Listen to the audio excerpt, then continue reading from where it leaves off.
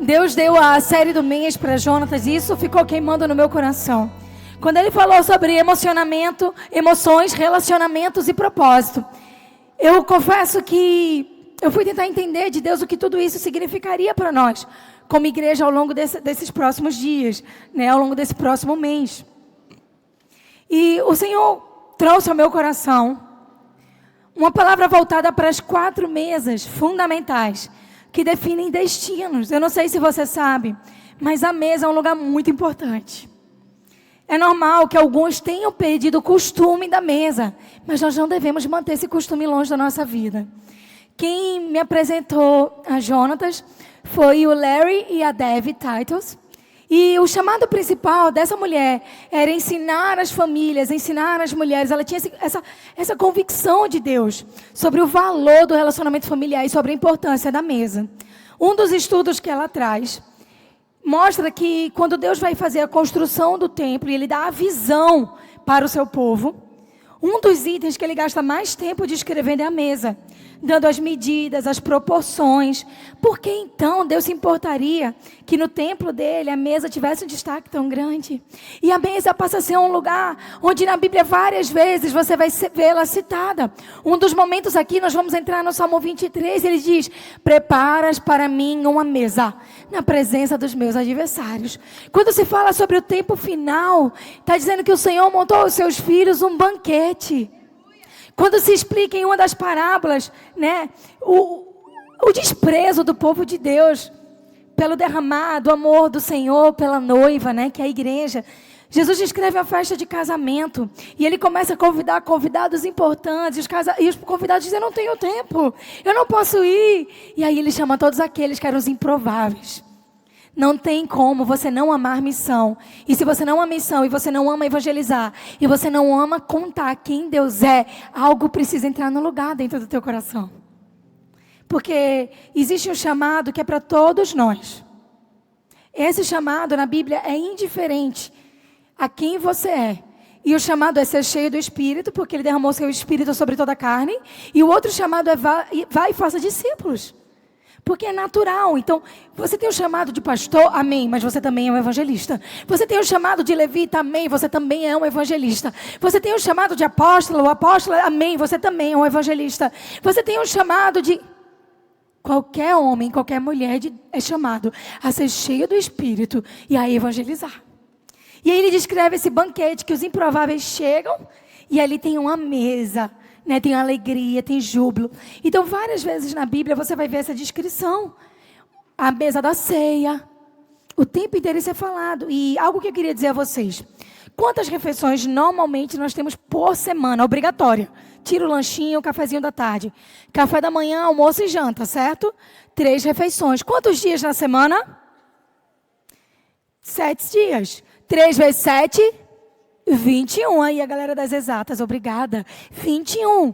Então, 21 refeições, normalmente você vai fazer, certo? Quase que obrigatório.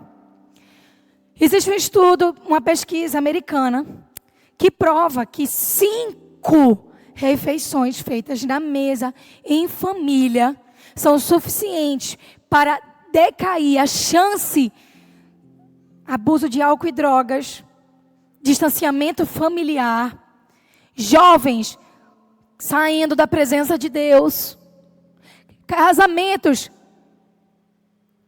passando por frieza. Então veja só, se de 21 refeições na sua semana, 5 você priorizar o tempo à mesa, as chances disso acontecer na sua família já decaem para só 25%. Nós somos convidados a ter relacionamento. Esse é um dos pilares principais do reino de Deus. Porque se nós estamos aqui em cima do púlpito, mas nós não temos um relacionamento com você, ou você está em cima de uma função de pai, de mãe, de vô, de vó, de tio, mas você não tem um relacionamento. Se você se importa muito mais com o papel do que com a relação, o papel vai distanciar você da pessoa que Deus te entregou. Porque o papel é literalmente uma atividade, mas o relacionamento é uma entrega. Então Deus convida a gente a desenvolver relacionamentos íntimos e saudáveis. Relacionamentos de vulnerabilidade. Relacionamentos de você dizer, olha, eu bem sei os pensamentos que Deus tem ao teu respeito. Eles são de paz e não de mal. Então nós precisamos entender o tipo de mesa que a nossa vida tem sido. Quando o sacrifício acontecer, a Bíblia declara que esse sacrifício acontecia na mesa do sacrifício. Um altar. Então a mesa é um altar, é um lugar onde você glorifica a Deus ou não. A mesa é um lugar de vulnerabilidade, a mesa é um lugar onde todo mundo está no mesmo nível. Você já parou para pensar nisso? Se você pega uma mesa e você coloca cadeiras nela, independente de qual seja a sua função, todo mundo está sentado na mesma altura. Isso dá para a gente um entendimento, por isso que às vezes você senta na mesa e alguém abre o coração. Você senta na mesa e na mesa também pode ter traição. Porque enquanto algumas pessoas honram a vulnerabilidade, outras pessoas se aproveitam dela. Isso é a vida. Então eu quero trazer hoje para nós 4 mesas de destino. E quero que você, dentro do teu coração aí, já faça uma aliança com Deus. Eu vou organizar sempre minha semana, de modo que eu possa ter 5 mesas. Com meu cônjuge, com os meus filhos. 5 mesas por semana. Você blindou a sua família. Porque às vezes a gente está procurando guerras espirituais, onde elas começaram como guerras emocionais. Posso descrever isso? Às vezes você está procurando o capeta. Continue mandando ele embora. Mas a grande questão não é o capeta muitas vezes, mas é onde a gente deixou de ser a imagem e semelhança de Jesus. Durante todo o evangelho você vê Jesus sentando na mesa com pessoas diferentes. E quando ele senta na mesa, as pessoas são mudadas, elas são alteradas, elas são transformadas. Então eu creio que hoje muita gente que perdeu a paixão pela mesa. Não estou dizendo isso que você é obrigado a fazer uma mesa posta. Eu estou dizendo só sente a mesa e dê o seu melhor. Sente a mesa e como um pão na chapa. Eu brinco com minha filha, né? Eu digo a ela, filha, você misturou tanto já. Porque lá em casa é a casa do cuscuz. Mas minha filha olha para mim e faz, mãe, hoje eu quero pão na sapa. O sangue campineiro clamando dentro dela. Eu pode ter ovo, filha? Não, só pão na sapa, com manteiga. E faz assim para mim. Então às vezes você vai pegar um pão na sapa com manteiga. Passar um café e você vai sentar olho no olho. Pode ser 5 refeições na semana. Eu estou desafiando você, Farol, a isso. Algumas pessoas foram tão feridas na mesa que elas nunca mais conseguiram sentar numa. Algumas pessoas tinham tantos sonhos que ficaram no meio do caminho, que nunca mais tiveram prazer em sentar com quem ama numa mesa. Mas hoje eu estabeleço no mundo espiritual, estou falando isso para vocês não, agora eu estou falando para os céus e para a terra. Eu estabeleço na Farol um princípio, onde nós seremos uma casa que vai voltar a amar a mesa. De vez em quando eu chego com uns pratos diferentes lá em casa. O meu caso já é outro. Eu amo prato, eu amo mesa.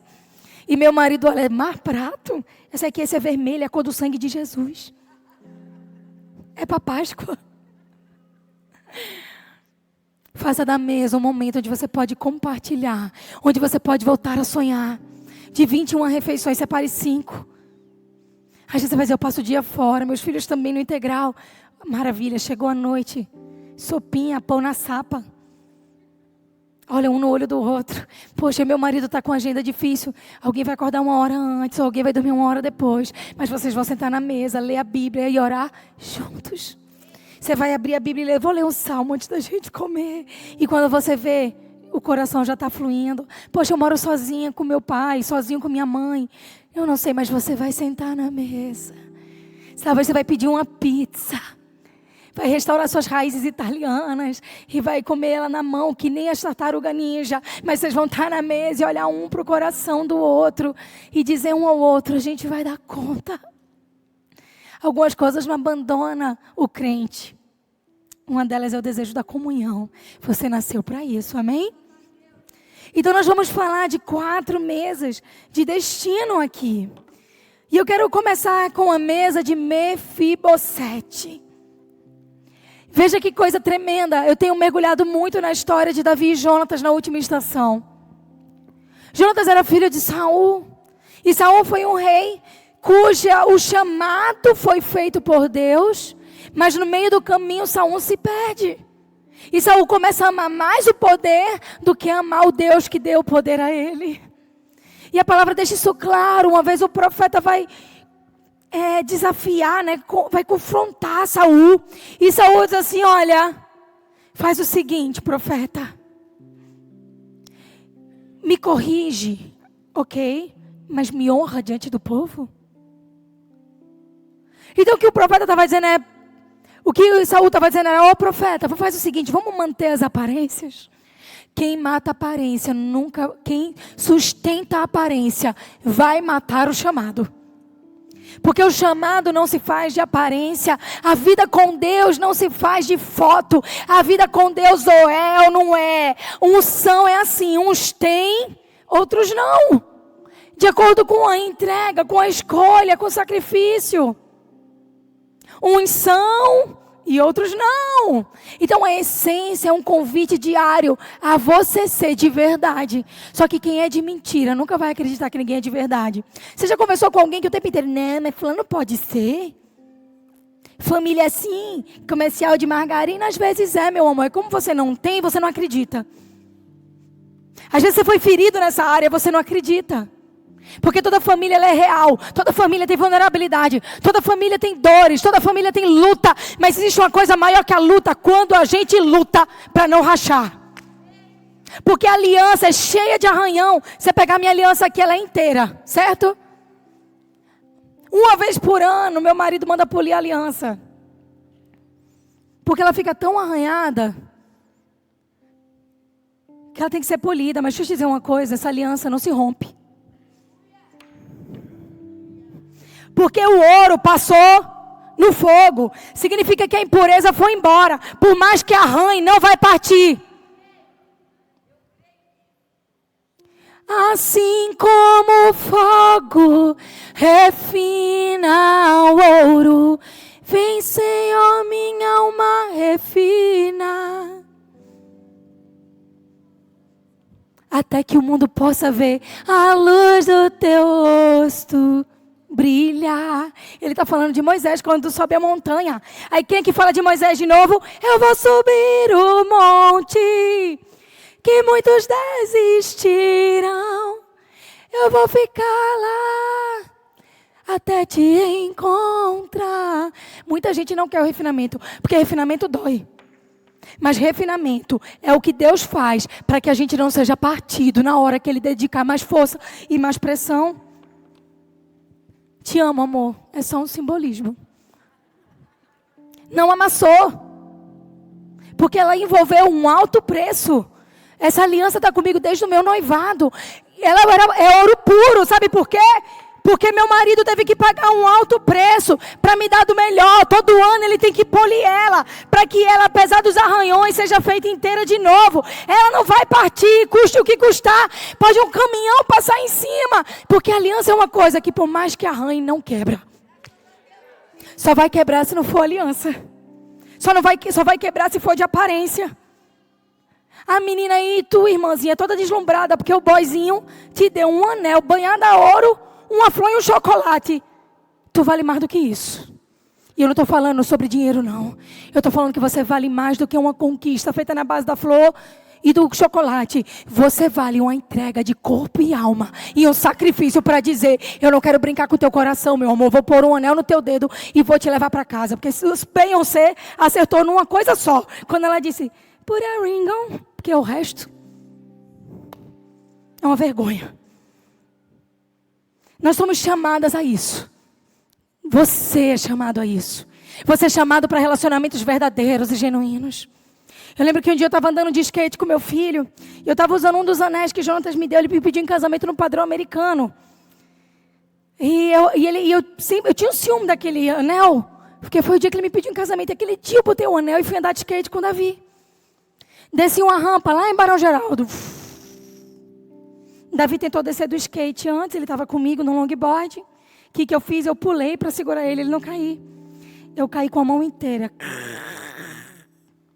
Quando eu levantei, o anel estava comido uma parte. E Jonatas olhou para mim, eu olhei para ele.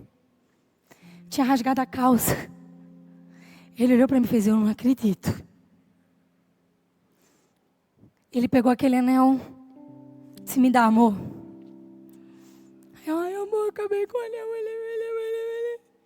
Esqueci até do joelho. Desculpa. Ele, amor, não tem nada que a gente não dê jeito.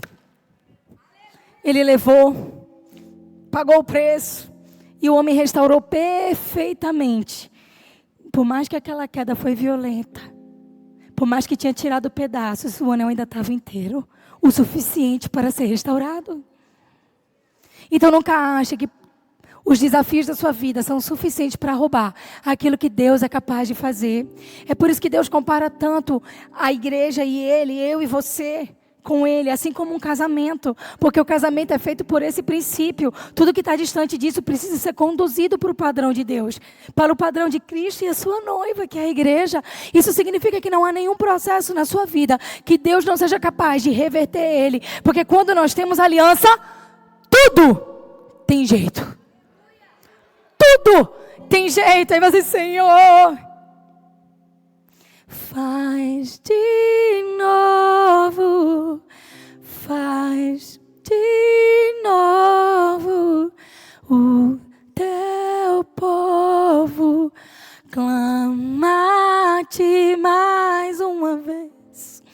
Isso não é uma desculpa para nós abrirmos mão da aliança, mas isso é um consolo para dizer que a aliança dele supera, porque quem tem aliança, ela é dos dois lados. E quem tem uma aliança não quer ferir o coração daquele que se aliançou com ela. Então você não vai usar disso como uma desculpa para mais arranhões. Você vai usar disso como um motivo para proteger ainda mais o que você constrói com Deus. Não é verdade? Mefibosete estava nesse lugar difícil. Ele era alguém da linhagem de Saul.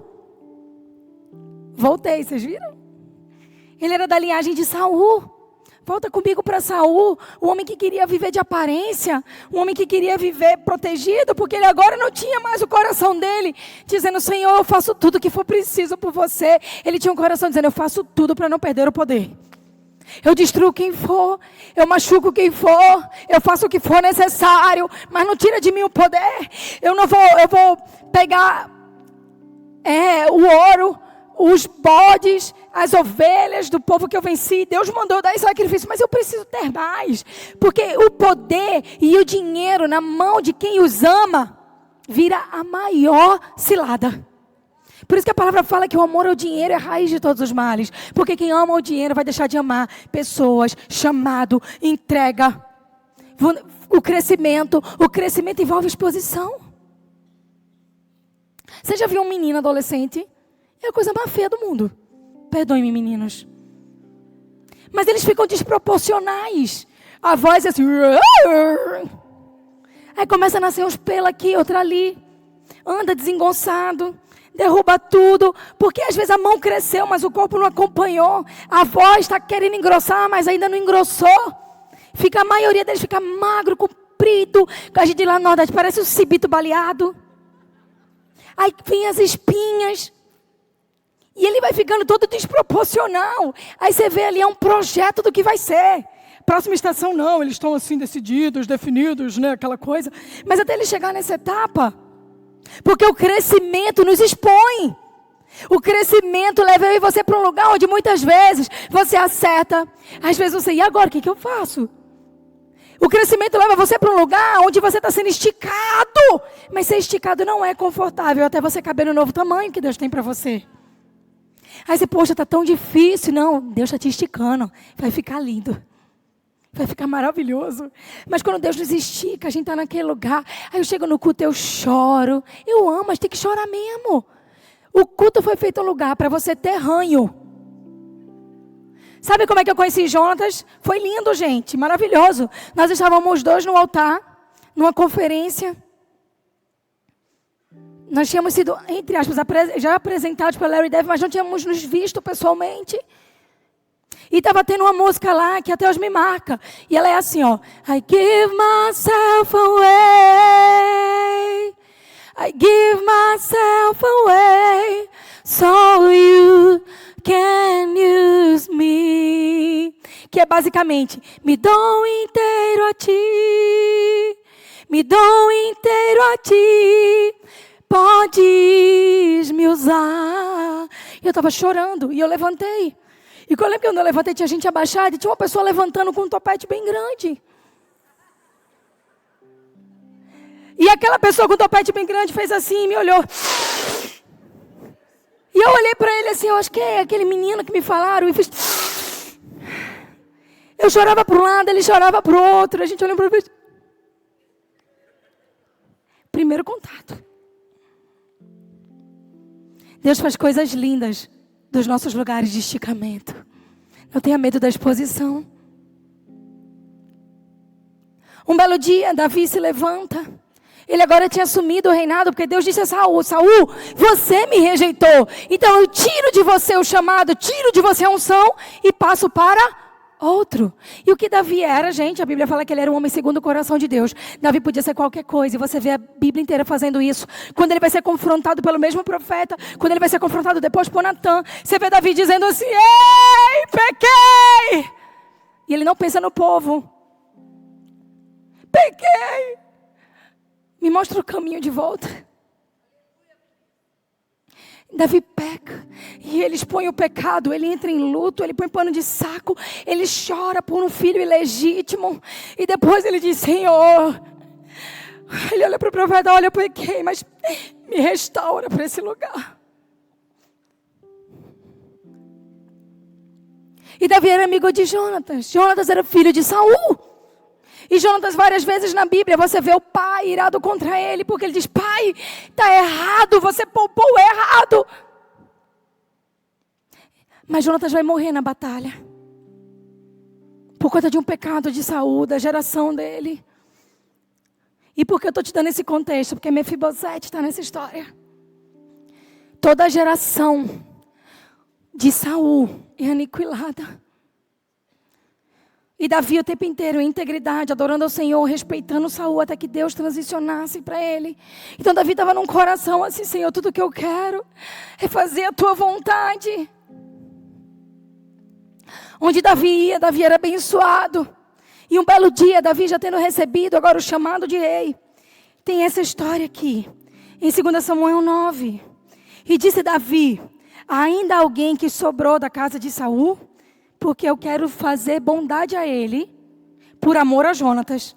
Então vê só, o grito de Jonatas ainda estava ecoando. O grito de Jonatas pela presença de Deus. O grito de Jonatas pela santidade. O grito de Jonatas pela vontade de Deus. Existe um grito em você, que ainda quando você for, vai ecoar para as suas gerações. Eu vivo gritos das minhas gerações. Eu vivo gritos de um bisavô. Eu vivo gritos de uma bisavó. Eu vivo gritos de gerações que disseram, Senhor, que eu em minha casa te sirva.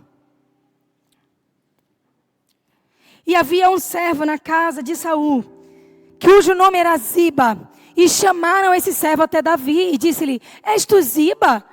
E ele disse, sim, servo teu. O que ele disse? Apesar de ter servido na antiga aliança, eu sou do novo tempo. Olha quantos ensinamentos numa palavra. E o rei disse, não há ninguém da casa de Saul, para que eu seja bondoso conforme o coração de Deus. E Ziba disse, ainda há um filho de Jonatas. Vê a geração que ficou, a geração daquele que lutou contra o erro. A geração daquele que queria a presença de Deus. A geração daquele que disse, não faz isso, por favor. Porque o poder não vale mais do que o relacionamento. O poder não vale mais do que obedecer. Se Deus quer instituir Davi, libera. E ele é aleijado de ambos os pés. E disse o rei, onde está ele? E Ziba disse, está na casa de Maqui, filho de Amaiel, em Lodebar. Lodebar significa um lugar de dor. Porque tudo que a gente não resolve na nossa geração, a gente deixa para a próxima geração lutar. Mefibosete ainda estava num lugar de paralisia e dor. Porque a geração anterior abriu mão. A geração anterior, ele era um milagre, ele ainda estava vivo, né? Eu sou um milagre, estou aqui. Então, enquanto tem vida, dá para fazer milagre, beleza?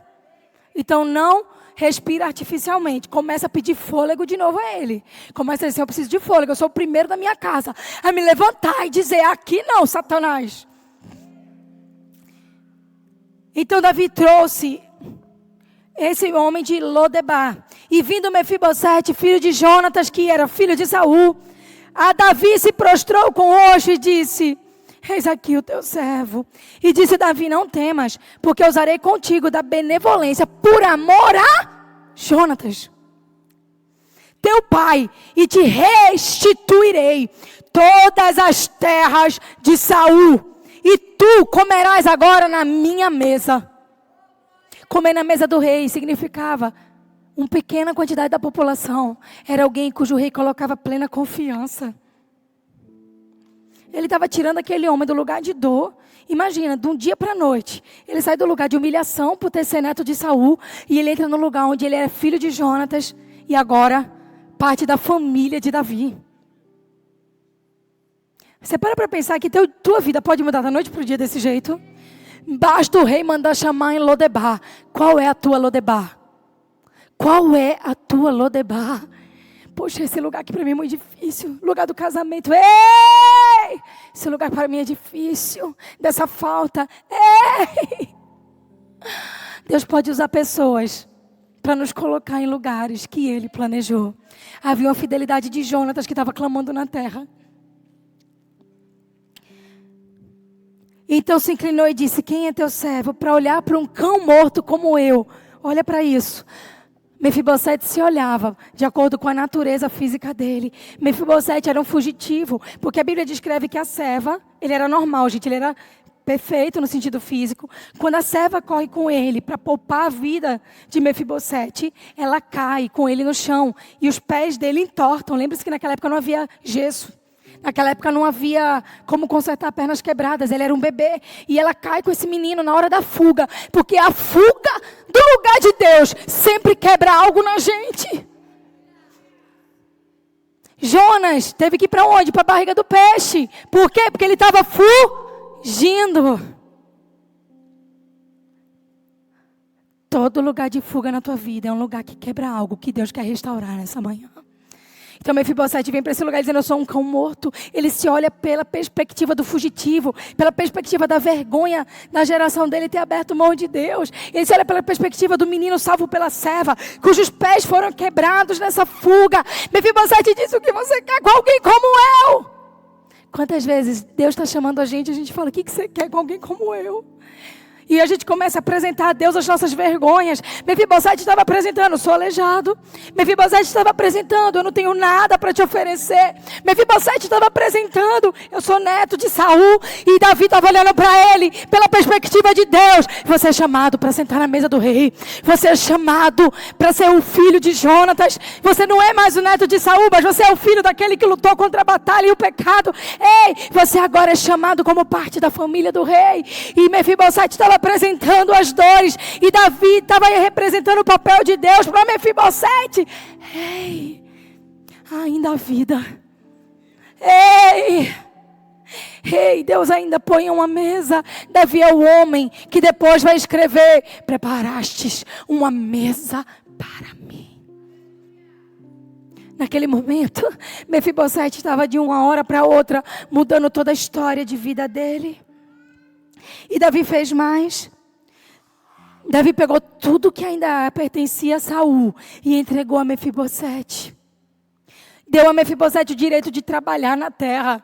Mefibosete estava dizendo: eu sou aleijado. E Davi estava dizendo: você vai ter servos que vão trabalhar a terra. Porque sabe de uma coisa? Todo lugar onde nós fomos quebrados, destruídos, quando Deus nos restaura, Ele nos dá poder para gerar do lugar onde antes era de dor. Naqueles campos, Mefibosete havia perdido o pai. Mas naqueles campos, Mefibosete agora teria prosperidade. É por isso que muitas vezes Deus pede a você para voltar em lugares que doem em você, para te dizer: estou fazendo algo novo. Você não vê? Pessoas: eu não passo mais naquela rua, porque naquela rua fulano de tal disse alguma coisa para mim. Eu passo naquela rua dizendo: eu sou filho e eu sou filha de Deus. Em lugar da vergonha que eu sofri, a Deus, tu me farás exultar em dupla honra. As mesas de Deus não são mesas de destruição. Talvez você diga: poxa, mesa de Natal na minha família, junta todo mundo, dá uma brigaiada. E Deus está dizendo a você: eu não ponho mesa de vergonha.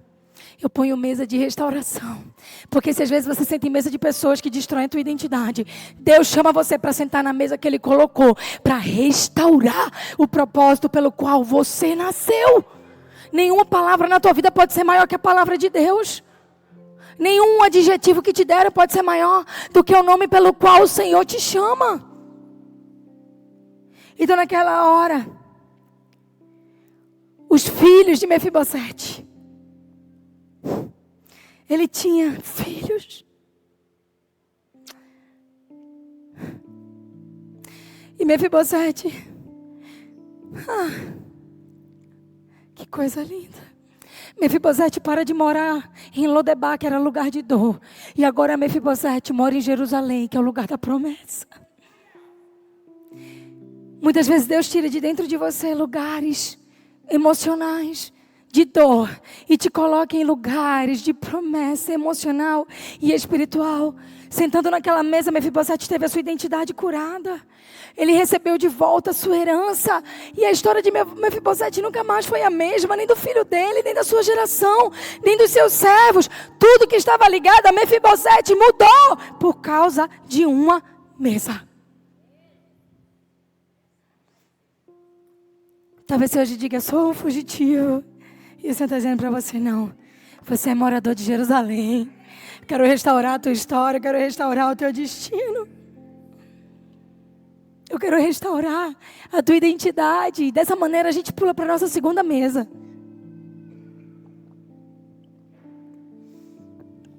A gente agora vai para a mesa de Esté. Os versículos e capítulos estão aí, vocês podem ler, mas eu vou ganhar tempo, pode ser? Quem precisar, a gente também pode jogar isso lá num grupo, na internet, enfim. Quem precisar é só pedir. Esté é uma menina órfã que assume uma posição de governo. Ela se casa com Assuero, o rei daquela época. E havia um homem que odiava o povo de Israel, porque ele era de um povo maligno, que lutava contra Israel. Então é como se fosse... Você já viu essas coisas de briga de família do interior? Os acoforados contra os juseínos, sei lá. Aí um quer matar o outro. Basicamente era como se fosse isso, famílias inimigas. Era o povo de Israel contra o povo de Amã. E Amã estava pegando uma briga de anos e anos atrás. E ele guardou essa raiva por Israel. Ele foi ensinado a ter isso. Vocês já viram hoje como que o Hamas treina os seus homens bombas e os seus guerrilheiros? Desde criança, eles levam para a escola e falam que o povo de Israel, que o judeu é o problema. Então, eles crescem com aquela mentalidade. É isso que aconteceu com Amã. E Amã tinha um papel de influência no governo de Assuero. Esté era judia, ela estava no cativeiro babilônico. E a identidade dela como Hadassa não estava evidente, porque para proteger ela dessa morte, o Mardoqueu, que era primo dela e criou ela, porque os pais dela foram mortos, deu ela o nome de Esté, que significava estrela, mas ela era Hadassa, que significa murta. Murta é uma folhinha pequena que nasce no deserto, parece uma graminha, e a murta nunca morre, nem no calor mais extremo. Por mais que chamassem ela de luz, ela era a folhagem que nunca morre. Porque uma estrela tem um tempo certo para durar, você sabia disso? A estrela, depois de uma quantidade certa de milhões de anos, ela se apaga. Mas a murta não, a murta permanece, dando fruto no deserto. E Esté assume esse lugar. Só que quando ela vê, Amã fez um decreto. E disse que iria ter uma luta contra todo o povo que vinha de Israel. E que eles iriam lutar sem armamento, enquanto o povo de Amã lutava com armamento. Bonito, né? E Esté disse, agora, eu vou ter que confessar que eu sou, judia. E ela disse, bem, se perecer, pereci, mas que seja feita a vontade do Senhor. Esté pede ao rei um tempo, e ela corre risco de vida quando ela vai entrar na presença do rei, sem ser chamada. Mas ela consegue. E quando ela entra na presença do rei, ela diz assim, olha, eu quero montar um banquete para você.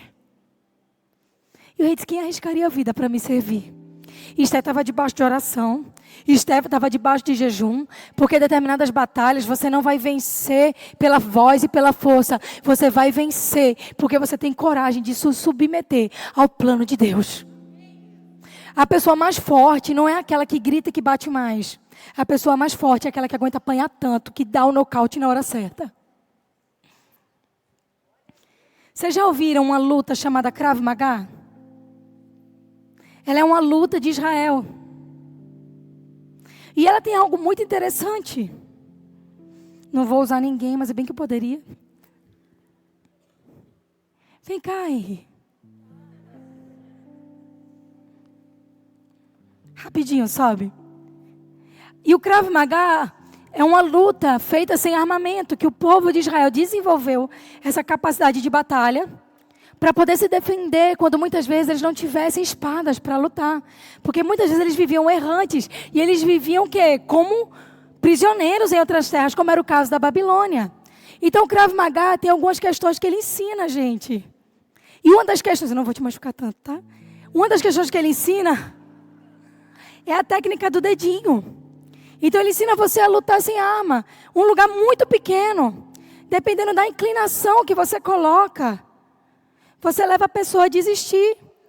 Dependendo de como você gira o braço da pessoa, você imobiliza ela sem precisar de nada. Tchau, obrigada.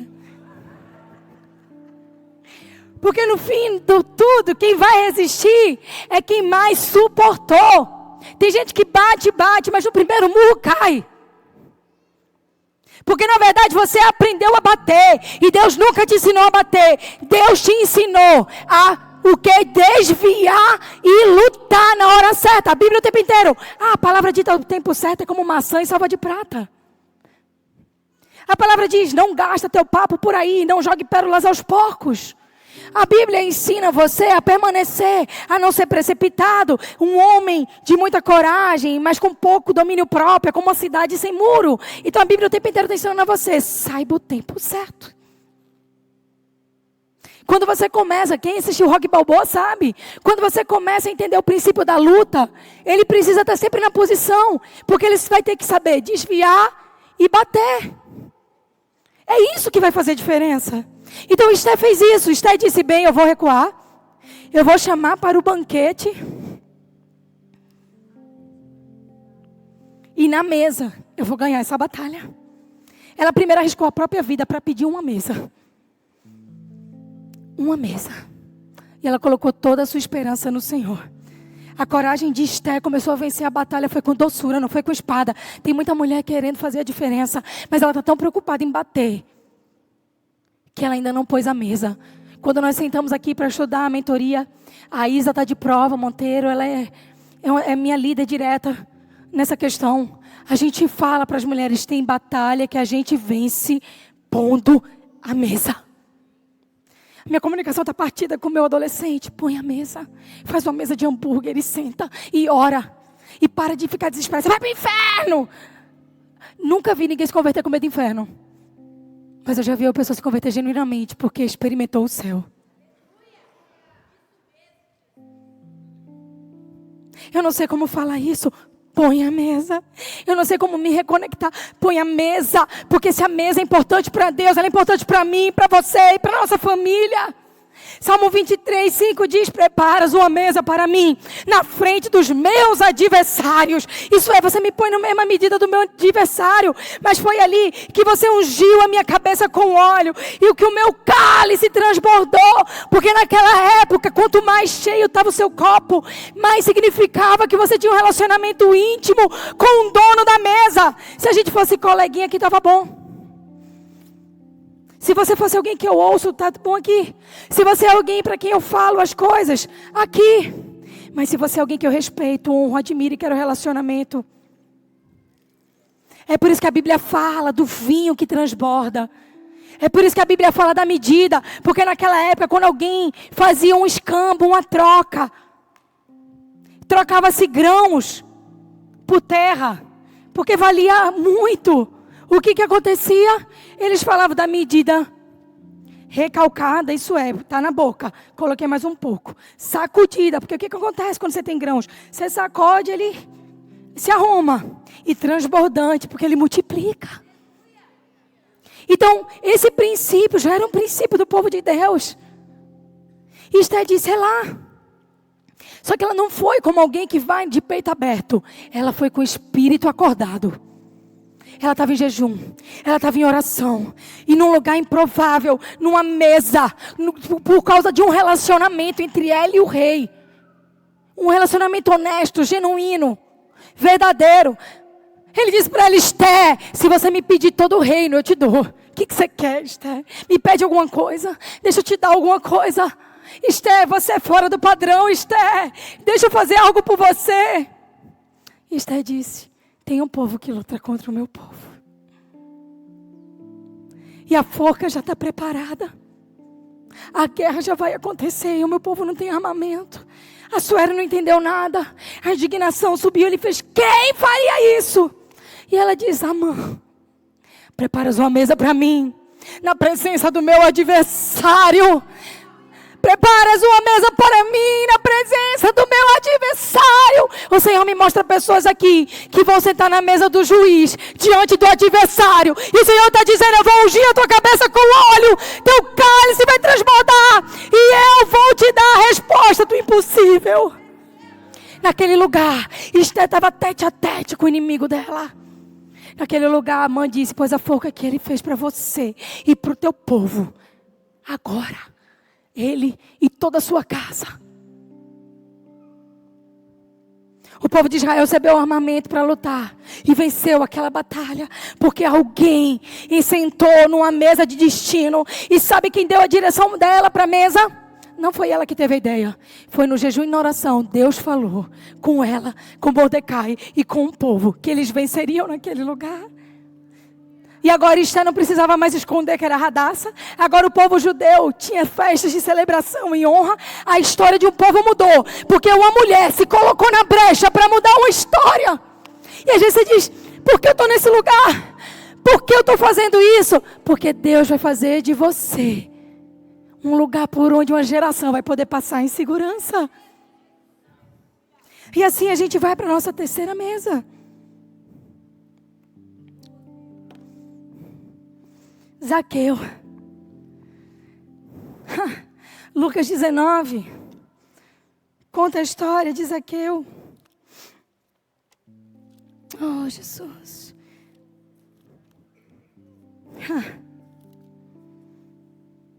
E tendo passado Jesus, entrado em Jericó, ia passando. E havia ali um homem chamado Zaqueu, que era um dos principais publicanos. Isso é, inimigo do povo de Deus, tá? E ele era rico. Hoje o povo acha que riqueza tem uma coisinha ou outra. Deixa eu dizer, rico aqui era outra história, tá? Era muito. Tem muita gente às vezes que hoje em dia faz dívida para comprar o que não precisa, para provar que para quem não gosta, algo que não pode ter.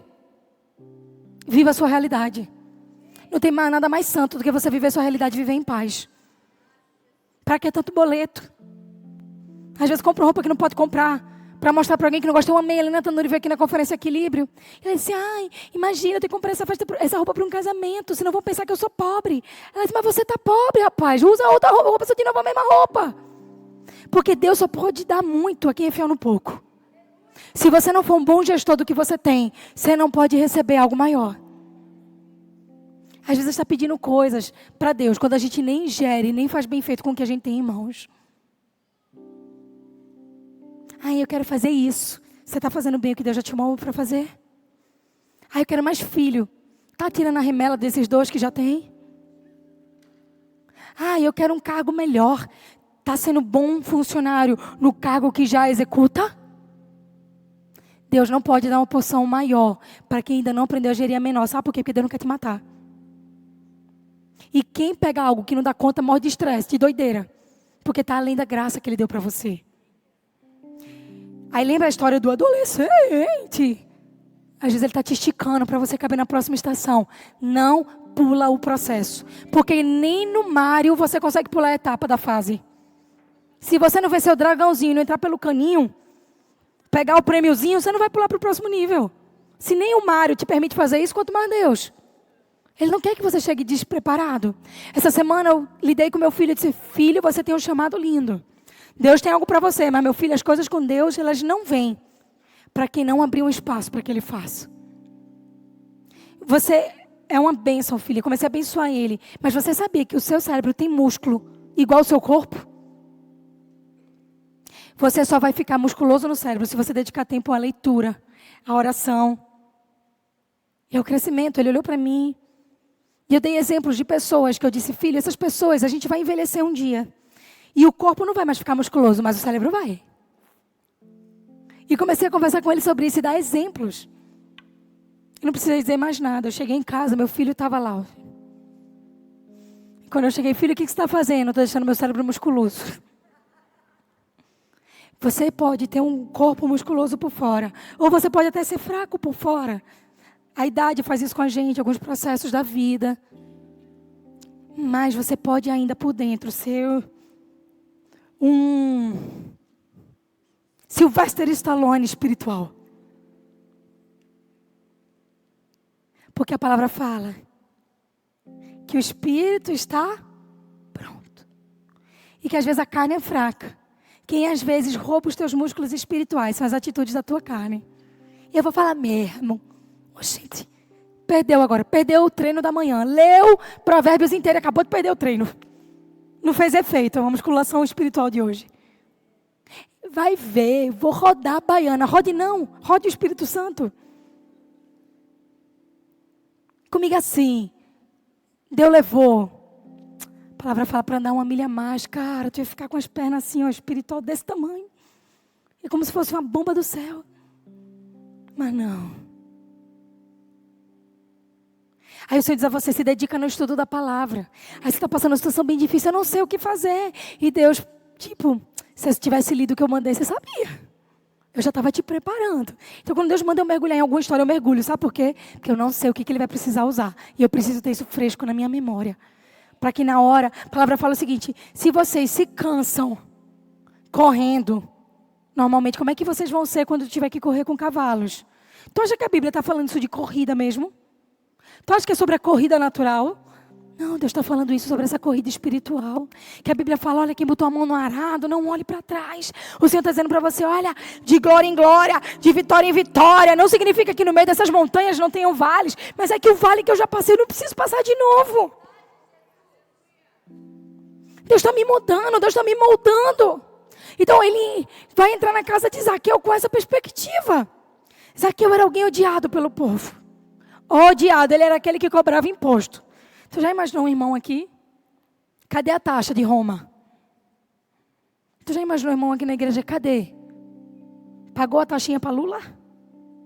Ainda mais cair num ambiente desse, pronto. Não é verdade? E na cabeça do povo, nem de Roma a gente gosta. Roma veio para cá querer impor na gente o governo, as ideias. E aí Jesus, ao mesmo tempo que ele se opunha às ideias de Roma, ele dizia, dai a César o que é de César. Isso é, seja coerente e correto financeiramente, mas tenha os seus valores espirituais firmes e fundados e ensine ele aos seus filhos. Então a nossa mentalidade não pode ser de Roma. Estão me entendendo? Para bom entendedor, poucas palavras bastam. E a palavra fala que Zaqueu era um homem de baixa estatura. E ele não conseguia ver Jesus na multidão. Ele era baixinho, literalmente. Então, baixinhos, eu sempre uma chance para vocês. Se disser, essa menina é muita areia para o seu caminhão, você diz, eu dou 3 voltas. Mas eu vou levar. Faça esforço, seja comprometido. Porque hoje assim, levou um não, o cara já, levei um não. Graças a Deus que Jonathan não pensou no não que ele levou. Senão não tinha gente, não tinha Davi, não tinha Alice, não tinha Farol. Cuidado, irmão. Treine sua resistência. Porque a maçã boa, ela não está no chão não, ela está em cima da árvore. Se ninguém te ensinou, eu te ensino. Suba na árvore. Entendeu? E quando Jesus chegou naquele lugar, o primeiro lugar que Jesus olhou foi para cima. Ele olhou para Zaqueu. E disse, Zaqueu, desce dessa árvore. Desce, Zaqueu, dessa árvore, porque hoje mesmo eu vou comer contigo. Zaqueu desce apressado, o povo com raiva de Zaqueu. Jesus, bora Zaqueu. E Jesus entra naquela casa. Só que sentar na mesa com alguém significava dar para aquela pessoa dignidade. Jesus estava dignificando aquele que todo mundo odiava. E Jesus senta naquela mesa, só que quando Jesus se levanta daquela mesa, não foi Jesus que agora achou tudo bem o que Zaqueu fazia. Foi Zaqueu que começou a entender que tudo que ele fazia estava fora do lugar que Deus tinha para ele. Zaqueu era conhecido por cobrar mais. Zaqueu era rico, mas ele não era rico de uma maneira boa. Ele era rico por oprimir as pessoas. Zaqueu começa a ter uma transformação. Um dia que ele senta na mesa com Jesus, a Bíblia fala que Zaqueu começa a tirar do próprio dinheiro. E começa não só a devolver o que roubou do povo, mas ele começa a devolver dobrado. Aí a promessa se cumpre nos dois lados. Porque lembra da promessa que em lugar da vergonha e do roubo, dupla honra? Então o povo roubado estava sendo duplamente honrado. E a palavra declara que se há um devedor, vá lá e pague dobrado. Para ver esse quebrantamento. Quando algo mal for feito, você recompensa dobrado. Então era um princípio judaico. Zaqueu fez o quê? Ele saiu da aliança de Roma e ele entrou na aliança com Israel, devolvendo dobrado, assim como mandava a palavra. Quando ele tinha sido aquele que gerou uma punição para o povo. Então o tempo inteiro você vê a Bíblia se cumprindo dos dois lados. Olhe, me perdoe, não sei o que você acha interessante. Mas, meu Deus, dizer que a Bíblia é a coisa mais linda do mundo não tem para onde. Quem é esses livrinhos que a gente lê por aí? Porque se você começa a conectar a Bíblia, não gosta da Bíblia, quem não gosta de pensar. Porque a Bíblia leva você para essa transformação o tempo inteiro. É difícil, é. Às vezes no começo é. Mas quanto mais você lê, mais você quer ler. Porque essa é a única coisa que vicia é boa. A palavra de Deus. Então veja a Bíblia se cumprindo o tempo inteiro. Não tem um erro. Me aponte um aqui. A Bíblia é cumprida em todas as etapas. Então Zaqueu passa por uma transformação. Porque quando Jesus sentou naquela mesa com ele, ele disse: ei, Zaqueu, você não é o que você pensa. Você é o que eu te gerei para ser. Ei, Zaqueu, eu vou sentar na mesa com você hoje. Mas o homem que sentou é diferente do homem que vai levantar. Porque toda vez que Jesus sentar na mesa comigo e com você, a gente levanta diferente. Meu pai está aqui hoje e havia algo muito interessante com meu pai. Quando eu era mais jovem, mais nova, e eu tinha que ter umas conversas difíceis, fazer alguma coisa que precisava de alinhamento, eu olhava para minha mãe e fazia assim: por favor, mãe, me corrige. Meu pai não. Porque meu pai vai sentar na mesa comigo. E ele vai conversar 2 horas sobre esse assunto. Eu vou entender tudo. Eu prefiro que você me dê uma cintada do que ter que conversar com meu pai. Porque ele sentava na mesa comigo e ele destrinchava a minha alma. E eu quero honrar ele por isso. Porque foi essas conversas onde ele destrinchou a minha alma que me salvaram de tantas decisões erradas. Foi essas conversas que destrincharam a minha alma, que mostraram o valor que eu tinha para Deus. Foi sentada nessa mesa que minha mão foi entregue a Jonatas. Foi sentada nessa mesa que às vezes a gente aprendeu coisas sobre como lidar com os nossos filhos. Foi nessa mesa que muitas vezes eu prefiro um castigo, ficar no quarto 10 dias do que ter que conversar. Porque eu sabia que quando meu pai conversasse comigo, algo dentro de mim ia mudar para sempre. Em alguns momentos eu não queria mudar. Porque quem ama você vai sentar com você na mesa. E não vai ter medo de você deixar de amar ela. Porque ela te ama tanto que prefere que você acerte o caminho do que goste dela. Pessoas que te amam vão querer que você acerte o caminho. Pessoas que te amam vão sentar na mesa com você e você vai sair diferente. Cuidado para não sentar em mesas erradas. Sabe por quê? Porque nas mesas certas ninguém está falando de outras pessoas.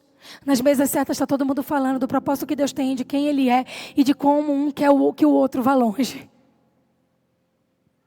A mesa certa é alguém te dizendo: olha, você precisa mudar isso, porque você vai chegar lá. Ei, tá tudo bem nessa etapa, porque na próxima você vai vencer. Deixa eu te dizer uma coisa, isso está acontecendo na tua vida. Você está entendendo essa brecha que você está dando aqui? Cuidado, esse comportamento é errado, esse comportamento é egoísta, ou esse comportamento é desonroso. E aí você pensa: meu Deus, porque essa pessoa te ama tanto que ela não quer que você erre o caminho. Pessoas que fingem que querem teu bem e nunca dizem nada e tudo está lindo e maravilhoso. É que nem aquela coleguinha, que a menina pôs uma roupa horrível, mas ela está tão atrasada que quer ir embora, que olha para ela e diz: não, está ótimo. Pessoas que te amam vão correr o risco de se desgastar só para que você não erre. Ei, tem algo melhor para você, não faz isso não. Não entra nessa. Se você for humilde o suficiente para entender que o que Deus tem para você é diferente do que tua alma grita, você vai colocar a sua alma no lugar onde vai começar a entender qual é a boa, perfeita e agradável vontade de Deus. Então Jesus fez isso em relação a Zaqueu. Zaqueu provou o poder de um encontro. O poder de um encontro. Tudo que a gente precisa às vezes é o poder de um domingo. É o poder de uma oração. É o poder de conexão, porque alguns convites de Jesus vão realinhar nossos princípios, vai resgatar nossa história. Sabe, Deus é o único capaz de redimir o tempo. Se alguém disser a você, bem, eu vou fazer você aprender 10 anos em um, é mentira. Mas se Deus disser a você, vou fazer você viver 10 anos em um, pode crer. Porque a palavra fala que Ele é o remidor do tempo. E você vai dizer, eu perdi todo o tempo lá, 20 anos. Não! Eu vou usar tudo aquilo que você acha que perdeu. Porque nessa nova estação eu vou fazer esse 2 anos valer pelos 20 que você acha que perdeu. Eu vou fazer o que eu fiz com José, 10 anos preso. Mas quando ele saiu, ele não saiu para começar como trainee. Ele já saiu governador do Egito. Porque os 10 anos de prisão geraram em José o que 10 de estudo não seriam capazes de gerar. Deus é o remidor do tempo. Não há nada perdido com Deus. Não há nada perdido com Deus. Hoje eu estou nessa manhã te encorajando. Não há nada perdido com Deus. O Deus que estava na primeira mesa. O Deus que estava na segunda mesa. O Deus que estava nessa terceira mesa. Esse Deus. Esse Deus que mudou a história de Mefibosete. Esse Deus que mudou a história do povo e de Esther. Esse Deus que mudou toda a estrutura de Zaqueu. Mas a quarta mesa é uma mesa de alguém que sentou e não foi mudado. Eita Deus. A quarta mesa sentou com Jesus também. Judas. Porque nem todo mundo é tocado pelas mesas certas. Porque nem todo mundo valoriza os relacionamentos que Deus colocou. Quantas pessoas eu já vi desistir de coisas, de pessoas que Deus deu. E você diz, por quê? Porque tem gente que não quer ser mudado. Isso é uma escolha individual. Se Deus deu o livre-arbítrio, quem é você para tirar? Tem pessoas que fizeram tudo certo. E no meio do caminho alguém olhou para elas e disse, ela, meu Deus, o que foi? Nada, essa pessoa só não quis a mesa e ela tem livre-arbítrio. Essa pessoa só não quis que Deus entrasse nesse lugar. E está tudo certo. Essa pessoa não quis o conselho. E está tudo certo. Porque se Deus não queria robôs, se Deus deu poder de escolha, tem pessoas que nunca traíram porque nunca tiveram oportunidade. Tem pessoas que nunca xingaram porque não tiveram ambiente. Tem pessoas que nunca mentiram porque nunca foram desafiadas a isso. Se alguém chegar para mim e dizer, olha, se fosse esse dinheiro na minha mão, jamais que eu teria feito coisa errada. Você nunca teve a chance de pôr esse dinheiro na mão? Como é que eu vou saber? Sabe por quê? Porque a nossa vida vai provando aonde nós estamos curados e aonde nós precisamos nos desenvolver. Isso é sobre todo mundo. Gente, Jesus sentava na mesa com Judas, assim como sentava com os outros 11. Mas Judas precisou ser relocado. Deus precisou trazer outra pessoa para ocupar o lugar dele. Sabe por quê? Eu vou mostrar a vocês. Algumas pessoas só sentam na mesa por interesse. E você tem que discernir essas pessoas e você não pode ser uma dessas pessoas.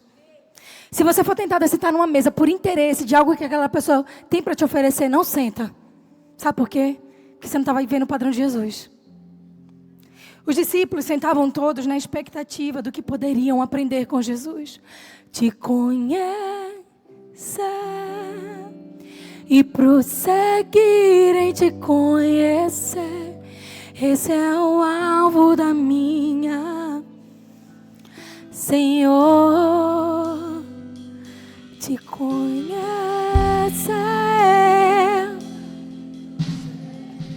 te conhecer.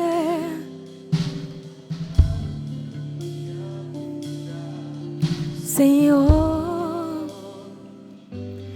eu quero te ver como nunca te vi, tocar-te, sentir suas mãos me tocar, podes fazer em mim o que tens que fazer. Quero ser segundo o teu coração. Segundo o teu coração. Quem era segundo o coração no começo da palavra? Davi. Quem perdeu o coração? Saul. Os dois tinham mesa. E eu quero te dizer, Judas recebeu tudo que os outros discípulos receberam. Você me diz assim, olha, e por que Jesus deixou? Porque Jesus estava ensinando a mim e a você que no meio, às vezes, de 12, pode ter um. Mas Judas não mudou Jesus. Agora não é sobre mais uma mesa que te cura, mas é sobre você saber que determinados ambientes não podem te mudar. Se o ambiente está com Deus, Ele te muda. Mas se o ambiente é um ambiente contrário à palavra, Ele não pode mudar o teu coração.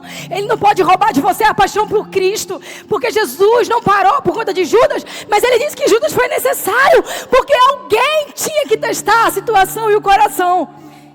E essa foi a escolha de Judas. Só que Judas não foi de repente que Judas traiu Jesus. Algumas pessoas nunca leram isso, mas em João 12, olha o que a palavra fala.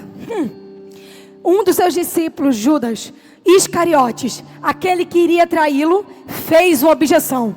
Toda vez que Jesus dizia, vamos fazer isso, vamos entregar, vamos amar, vamos receber, ele reclamou porque uma mulher um dia derramou perfume caro aos pés de Jesus. Judas fez logo uma objeção e disse, por que o perfume não foi vendido? E o dinheiro dado aos pobres seriam 300 denários. Olha o que o versículo seguinte diz. E anota isso aí, João 12, de 4 a 6. Você nunca mais vai ler a Bíblia do mesmo jeito. Ele não falou isso por se interessar pelos pobres. Ei! Na traição, a hipocrisia e a mentira andam juntos. Ei! Num coração que não está aliançado contigo, a imagem vale mais do que a verdade. Lembra o que eu falei no início? Saul queria a imagem, Davi queria a presença. Vocês estão comigo, não estão? Tá ligado? Ele não falou isso por se interessar pelos pobres, mas porque era ladrão. Está na Bíblia. Mas porque era ladrão. Então Judas, hora nenhuma, ele estava interessado nos pobres. Ele estava interessado no que ele pensava. Quantas vezes ele lidou com pessoas, eu acho que isso não vai dar por conta daquilo. E o interesse não era o bem-estar. O interesse não era o amor. O interesse não era a entrega. Era assim mesmo, não, vai ficar muito cansado fazer isso. Não porque se importava que os outros descansassem, mas porque estava pensando na própria necessidade. Cuidado com o que você ouve, que não é estabelecido na verdade. Cuidado com o que você ouve, que não é estabelecido no princípio. Ei, Judas não se incomodou porque ela derramou o perfume caro. Judas se incomodou porque ele queria os 300 denários. Porque ele era ladrão, sendo ele o responsável pela bolsa do dinheiro. Gente, olha Jesus, que pessoa linda, complexa, ainda que simples. Quem cuidava do dinheiro? Judas Iscariotes. Sabe o que Jesus estava dizendo? Se o meu pai é tão provedor, ele está sendo testado na concupiscência dele. Ele pode mudar. Mas se ele não mudar, eu não dependo do caráter de Judas. Eu dependo do caráter do meu pai. Porque a obra não vai parar. O evangelho não vai parar. Gente! E olha o que a palavra falava. Ele era responsável pela bolsa de dinheiro. E tinha o costume de tirar o que nela era colocado. Eita! Tem pessoas às vezes na sua história, na minha, que não tira dinheiro, mas tira a paz. Tem gente na minha história e na sua, que não vai contra você, mas nos bastidores costura situações, para que os outros fiquem inseguros. Na minha história e na sua, talvez não tenha alguém que se opõe assim, que roube como Judas roubou. Mas tem pessoas que no seu ambiente chega para um chefe, para alguém e diz,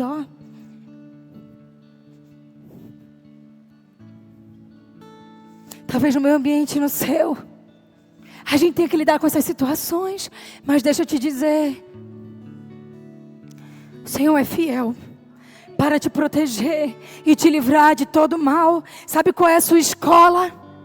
É não perder o seu coração, porque em algum momento alguém te usou e te traiu.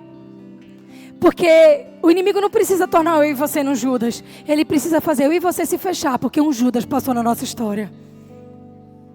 Ai, não vou confiar em mais ninguém em liderança, porque teve uma liderança lá na igreja que estava fazendo... Não. Porque em 12, teve essa postura. Eu vou continuar como Jesus. Aí você vai dizer, nunca mais eu vou ter amigo, amiga. Nunca mais eu vou sentar com ninguém, colocar na minha convivência. Ei! Tu vai perder 11 por conta de um? Tu vai desistir do resto da tua história porque uma pessoa que sentou na tua mesa não foi fiel e leal ao coração que você vulnerabilizou e abriu? O Judas sempre vai estar na intimidade. Você sabe por quê? Porque alguns usam intimidade para validar a traição. Você me entendeu? O Judas nunca vai sair de longe, ele sai de perto. Porque vai precisar usar da tua intimidade para te trair e dizer, eu não estava na intimidade. Não, eu sei. Para construir histórias que nunca existiram. Não, eu ouvi. E aí o que isso faz? O que o inimigo usa isso para fazer? Faz você dizer, eu quero mais ninguém. Para de ser crente almático. E se levanta. Porque quando Elias começou a ficar mal, por conta da perseguição de Jezabel, Deus disse a ele, ei, tem mais 7.000 que não se dobraram. Não desista do relacionamento, porque relacionamento envolve propósito. Não é porque alguém traiu que tudo vai ser igual. Blinda o teu coração, porque Jesus estremece no ventre de Maria, quando encontra com o ventre de Isabel. Relacionamentos são parte da história de Deus pra gente. Mesas revelam situações, mas essa é a melhor coisa. Deus nunca vai deixar você descoberto. Não desista, porque relacionamento gera propósito. Você viu nas 3 mesas anteriores, e é por isso que eu deixei essa por último. Deus é aquele que revela, que tem gente que não vai entregar, só vai tirar. Tudo bem, não é todo mundo. Em Mateus 26, 48 a 49, diz que quando Judas foi trair Jesus, sabe o que ele fez, gente? O sinal de maior intimidade era o ósculo, é o beijo santo que a gente diz. E quando ele foi combinar com os guardas, ele disse, aquele a quem eu beijar a face. Eita, aquele que eu... Um sinal de aliança agora era usado como sinal de ataque.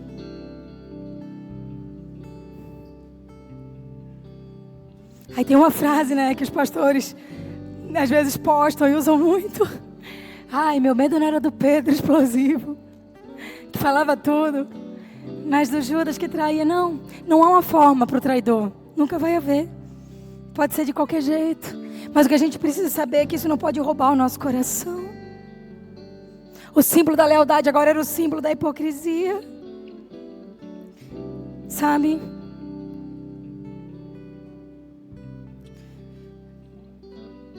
Eu quero te desafiar a, se houver algo em você sobre alguém onde você não é inteiro, peça perdão.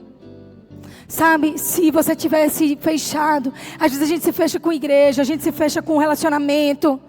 Tem gente que traumatizou, não quer mais casar, porque foi machucado, porque alguém aprontou. Ei, Deus precisa tirar os Judas. Não desista. Não desista. Ai, nunca mais, eu não vou nem querer ter filho, eu não quero ter filha, porque não sei o quê. Mas tem gente hoje que precisa dizer, eu sou o Mefibosete, Senhor, me leva para a tua mesa.